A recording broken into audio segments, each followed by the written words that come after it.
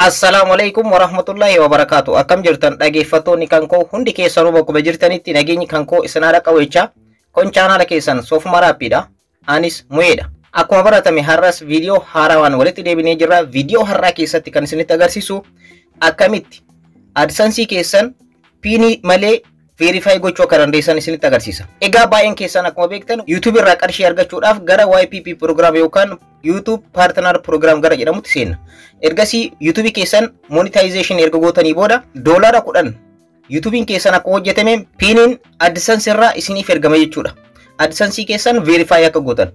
Al-sadii piinii gaafattanii karaa poostaatiin guutuu dandeessanii garuu poostaas guutuu dhabuu dandeessanii al-sadii piinii gaafattanii piiniin sun yoo isin dhaqqabuu baate akkamitti AdSense keessan verify gochuu akka dandeessan isinitti agarsiisa. Guyyaa har'aa poostaa malee piinii tokko malee akkamitti AdSense verify gochuu akka dandeessan isinitti agarsiisa. Steppiin kun YouTube irraa qarshii argachuudhaaf steppii isa dhumaati. Sababni isaas AdSense keessan verify yoo isiniif ta'e qarshii argachuu ni jalqabda jechuudha.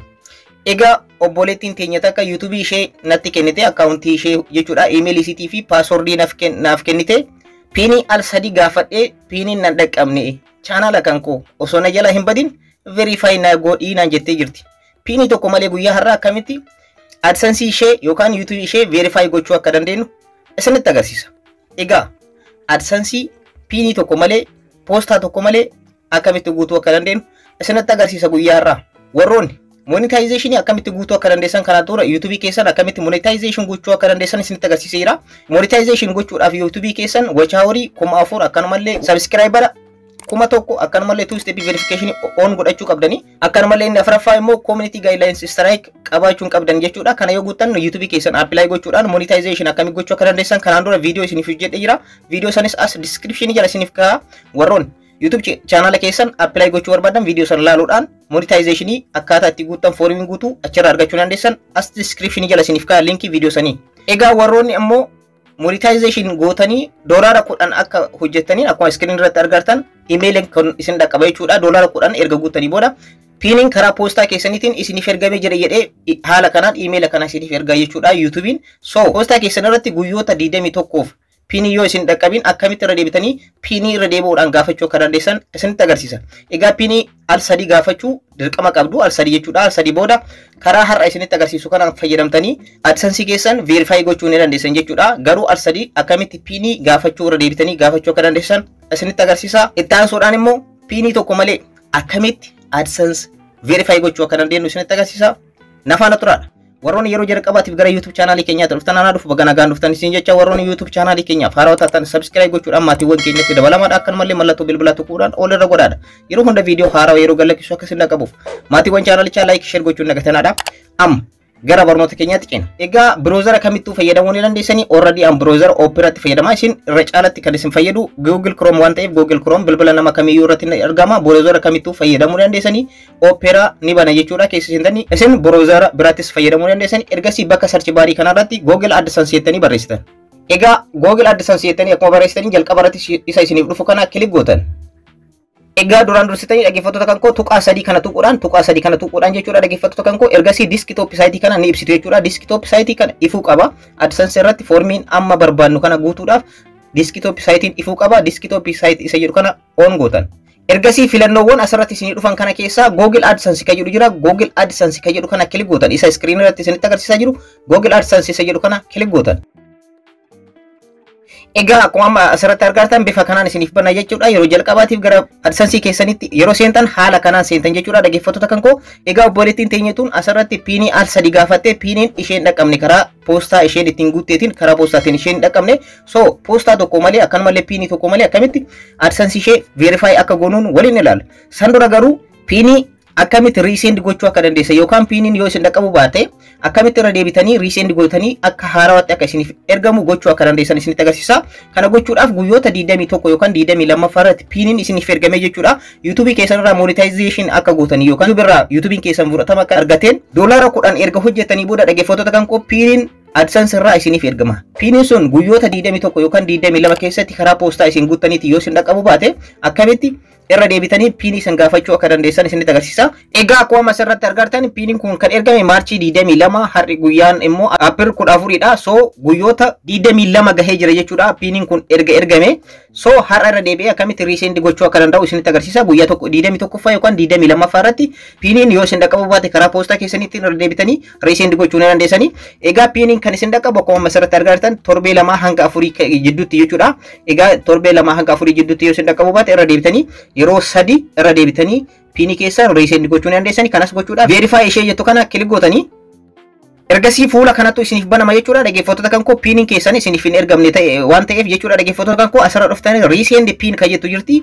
Riisendi piin kan jettu kana kilik gochuudhaan piiniin keessan akka haarawatti akka isiniif ergamu gochuu ni dandeessanii. Riisendi piin kan jedhu kana kilik gootan. Ergasii immoo riisendi kan jedhu jira. Egaa adreesiin keessan kana fakkaata. So riisendi piin kan jedhu kana asirratti riisendi piin kan jedhu kana kilik gootan. Egaa piinii haala kana al sadii gaafachuu ni dandeessan jechuudha. Piinii keessan bifa haarawaan haala kanaan gaafachuu ni dandeessan irra deebi'ee akka isiniif ergamu jechuudha. Egaa amma immoo kan isinitti agarsiisuudhaaf deemu piiniin keessan al sadii gaafattanii yoo isinii dhufuu baate yeroo afuraffaa keessatti akkamitti verify gochuu akka dandeessan adreesii AdSense keessanii isinitti agarsiisa. Egaa verify gochuudhaaf AdSense keessan piiniin yoo isin dhaqqabuu baate wantoonni isin barbaachisan tokkoffaa paaspoortiitti fayyadamuu ni dandeessanii. Akkanumallee akkaawuntiiwwan baankii adda addaatti fayyadamuu ni dandeessanii. Akkanumallee waraqaa eenyummaatti fayyadamuu ni dandeessanii. Akkanumallee driver license yookaan waraqaa eenyummaa konkolaataatti fayyadamuu ni dandeessan jechuudha. Bilingiiwwan adda addaattis itti fayyadamuu ni dandeessanii. So steppii amman isinitti agarsiisu kanaan poostaa malee piinii tokko malee adreesii AdSense keessanii verify gochuu ni dandeessanii. Amma sirriitti steppiin isaa baay'ee tokko salphaadha. Na hordofaadha. Asirra dhuftanii dhaggeeffattoota kan koo bakka kanarratti tuqaa sadiitu jira. Tuqaa sadii asirratti argartanii tuqaa sadii kana kilik gootan. Ergasii filannoowwan lamatu isinii dhufa akkuma asirratti argartan. Help kan jedhuu fi send feedback kan jedhudha. Feedback erguu yoo barbaadan feedback send feedback kan jedhu kanadha. Nu garuu kan itti fayyadamu help kan jedhu kana argaa jirtan jedhee yaada. Help kan jedhu kana kilik gootan. Egaa fuula kanatti isin banama dhaggeeffattoota kan koo akkuma asirratti argartan steppiin kun steppii piiniin yoo isin dhaqqabu baate bifa kanaan piinii al-sadii erga gaafattanii booda akkamitti verify gochuu akka dandeessanidha. Egaa kanas gochuudhaaf dhaggeeffattoota kan koo akkana gabbuutanii jechuudha. Dhaggeeffattoota kan koo gara dhumaa irratti naannoo dhumaa kanarratti jechuudha. Dhaggeeffattoota kan koo having problems with your pin kan jedhu jira. Piinii keessan irratti rakkootu jira kan isin jedhu jira jechuudha. Isa jalatti pin trouble shoot kan jedhu jira jechuudha. Dhaggeeffattoota kan koo pin trouble shoot kan jedhu kanarratti kilik gootan. Amma asirratti agarsiisaa jiru asirratti hin dogongorinadha.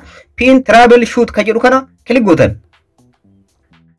Egaa fuula kanatti isiniif banama jechuudha. Dhaggeeffattoota kan koo asirratti AdSenseedhaan wal qabatee gaafiiwwan adda addaatu isiniif dhiyaata. Gaafii kana sirriitti ni deebistu jechuudha. Dhaggeeffattoota kan koo already wantoota steppiiwwan hanga ammaatti deemuu keenya ilaalchisee asirratti AdSense percentii 4 irra geenyeera jechuudha steppii kana. So amma kan nu barbaachisu maalidha jechuudha. Dhaggeeffattoota kan koo asirra dhuftanii akkuma asirratti argartan email keessan haala kanaan asirra taa'a jechuudha. Email keessan haala kanaan asirra taa'a.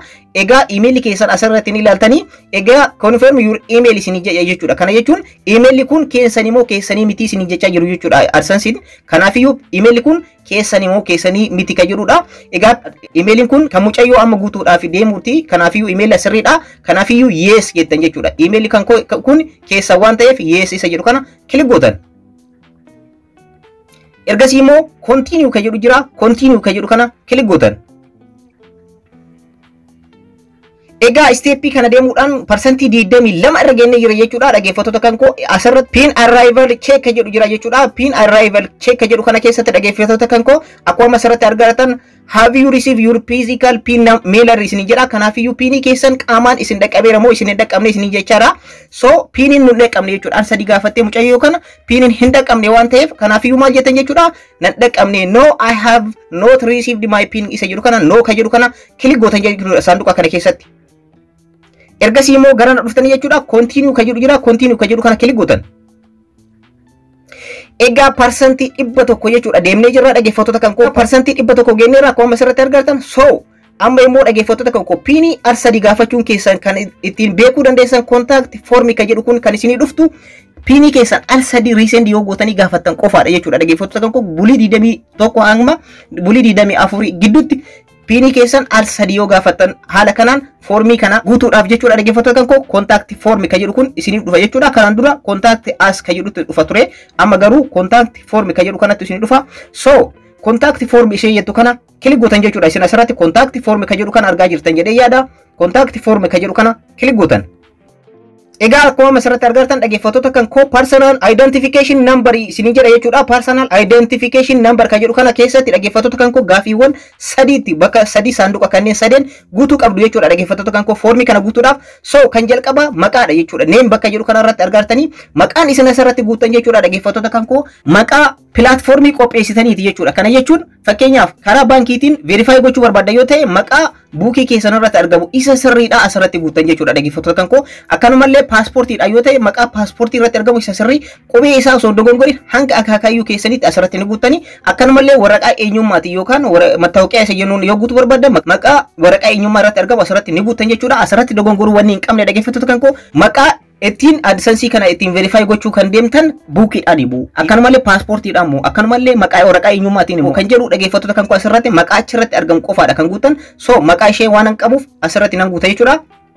Egaa bifa asirratti argartaniin maqaa ishee isa sirriidha haala kanaan guutee jira kan buukii ishee irratti argamu jechuudha. Isheen buukiidhaan yookaan akkaawuntii buukiitiin verify gochuudhaaf deemti waan ta'eef egaa maqaa buukii ishee irratti argamu haala kanaan asirratti guutanii isin paaspoortiidha yoo ta'e maqaa paaspoortii irratti argamu waraqaa eenyummaa yoo ta'e waraqaa eenyummaa irratti maqaa argamudha kan asirratti guutan hanga akaakayyuu isaatti maqaa keessan yeroo barreessitan dhaggeeffattoota kan koo maqaan jalqabaa yeroo hundayyuu kaapitaal ta'uu qaba jechuudha. Dhaggeeffattoota kan koo bifa kanaan ni galmeessitanii ergasii immoo asirratti contact email address kan jedhu kanaadha. Emailiin kun keessan jechuudha niyyuu select isiniif godha rakkoon qabu isin garuu select yoo isiniif godhin asirratti ni guutanii inni ta'uun dhaggeeffattoota kan koo immoo your address publisher ID ka jedhu jira. Your address publisher ID ka jedhu kana eessa argachuu akka dandeessan isinitti agarsiisa.